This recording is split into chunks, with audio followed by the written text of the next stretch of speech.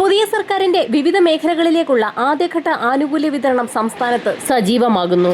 വിവിധ സ്കീമുകളിൽ ഉൾപ്പെട്ട് പെൻഷൻ തുകയും മറ്റ് ആനുകൂല്യങ്ങളും കൈപ്പറ്റുന്ന ഗുണഭോക്താക്കൾക്ക് വീണ്ടും വമ്പൻ സന്തോഷ വാർത്ത. അക്കൗണ്ടുകളിലേക്കും കൈകളിലേക്കും തുക എത്തിച്ചേർന്നവർക്കും തുക എത്തിച്ചേരാത്തവർക്കും വീണ്ടും പുതിയ തുക വിതരണം ആരംഭിക്കുന്നു. വാർദ്ധക്യകാല പെൻഷൻ, വിധവാ പെൻഷൻ, ഭിന്നശേഷി പെൻഷൻ, കർഷക തൊഴിലാളി പെൻഷനുകൾ, അവിവാഹിത പെൻഷനുകൾ, ക്ഷേമനിധി പെൻഷനുകൾ കൈപ്പറ്റുന്ന 26 ലക്ഷത്തോളം വരുന്ന ആളുകളുടെ ബാങ്ക് അക്കൗണ്ടുകളിലേക്കുള്ള വിതരണമാണ് നിലവിൽ ആരംഭിച്ചിട്ടുള്ളത്. ഡയറക്ട് ബെനിഫിറ്റ് ട്രാൻസ്ഫർ സംവിധാനം വഴി ഗുണഭോക്താക്കളുടെ അക്കൗണ്ടുകളിലേക്ക് തുക എത്തിച്ചേർന്നുകൊണ്ടിരിക്കുകയാണ്. ഈ സാഹചര്യത്തിൽ 7.5 ലക്ഷത്തോളം വരുന്ന NSAP വിഭാഗത്തിൽപ്പെട്ട് കേന്ദ്രവിഹിതം 200 മുതൽ 500 രൂപ വരെ കൈപ്പറ്റുന്ന ഗുണഭോക്താക്കൾക്കുള്ള കേന്ദ്രവിഹിത വിതരണം സംബന്ധിച്ചുള്ള അറിയിപ്പുകൾ കൂടി പുറത്തു വന്നിട്ടുണ്ട്. സംസ്ഥാന വിഹിതങ്ങളുടെ വിതരണം പൂർത്തിയായതിനു ശേഷം കേന്ദ്രവിഹിതം ഗുണഭോക്താക്കളുടെ ആധാരധിഷ്ഠിത ബാങ്ക് അക്കൗണ്ടുകളിലേക്കാണ് എത്തിച്ചേരുക. പഴയ സർക്കാർ കേന്ദ്രവിഹിത വിതരണത്തിലേക്കായുള്ള തുക മുൻകൂർ അടിസ്ഥാനത്തിൽ അനുവദിക്കാറായിരുന്നു പതിവ്. നിലവിലുള്ള ധനവകുപ്പിന്റെ അറിയിപ്പ് പ്രകാരം 1070 കോടി രൂപയാണ് സാമൂഹ്യ സുരക്ഷാ പെൻഷൻ വിതരണം ചെയ്യുന്നതിലേക്കായി അനുവദിച്ചിട്ടുള്ളത്. എന്നാൽ കേന്ദ്രവിഹിത വിതരണത്തിനുള്ള തുക എത്രയാണ് അനുവദിച്ചിട്ടുള്ളതെന്ന് വ്യക്തമാക്കിയിട്ടുമില്ല. അതുകൊണ്ട് തന്നെ കേന്ദ്രവിഹിത വിതരണം സംബന്ധിച്ചുള്ള അറിയിപ്പുകൾ ഇതോടൊപ്പം തന്നെ വിതരണം തൊട്ടടുത്ത ദിവസം മുതൽ ആരംഭിക്കാനാണ് സാധ്യതയുള്ളത്.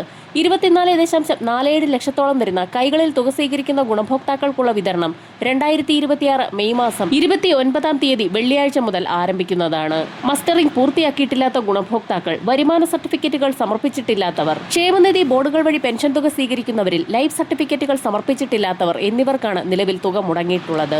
പെൻഷൻ തുക വിതരണത്തിന് കൈമാറിയതായി സേവന സൈറ്റിൽ സ്റ്റാറ്റസ് കാണിച്ചിട്ടും തുക എത്തിച്ചേരാത്ത ഗുണഭോക്താക്കൾക്ക് വെള്ളിയാഴ്ച മുതൽ തന്നെ അക്കൗണ്ടുകളിലേക്ക് തുക എത്തിച്ചേർന്നു തുടങ്ങും. ഈ സാഹചര്യത്തിൽ സാമൂഹ്യ സുരക്ഷാ പെൻഷനുകളുടെ വിതരണം, മാനദണ്ഡം, ക്രമീകരണം എന്നിവയെല്ലാം കൂടി ക്രോഡീകരിച്ച് പുതിയൊരു ഉത്തരവ് കൂടി പുറത്തു വന്നിട്ടുണ്ട്.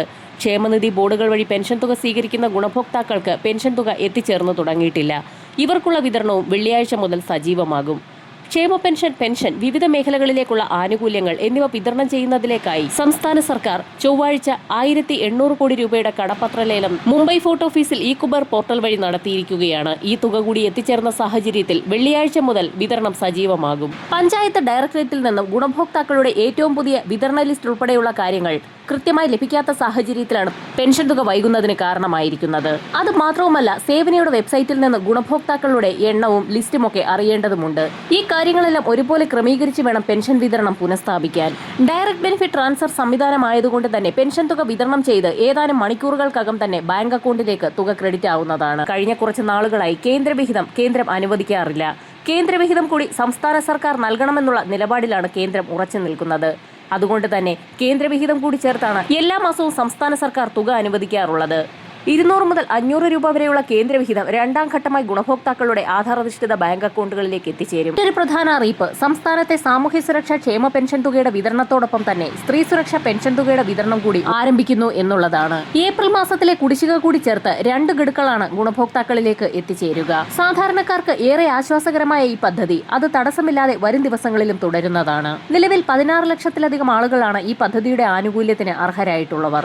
ഭാവിയിൽ 30 ലക്ഷത്തിലധികം ആളുകളിലേക്ക് ഈ പദ്ധതി എത്തിക്കാനാണ് സർക്കാർ ലക്ഷ്യമിടുന്നത്.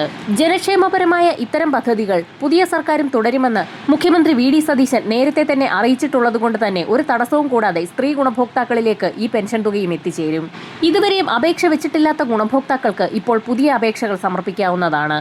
നിലവിലെ മാനദണ്ഡങ്ങൾ പ്രകാരം BPL വിഭാഗത്തിൽപ്പെടുന്ന 35-നും 60 വയസ്സിനും ഇടയിൽ പ്രായം വരുന്ന സ്ത്രീ ഗുണഭോക്താക്കൾക്കാണ് പദ്ധതിയിലേക്ക് അപേക്ഷിക്കാൻ അർഹതയുള്ളത്.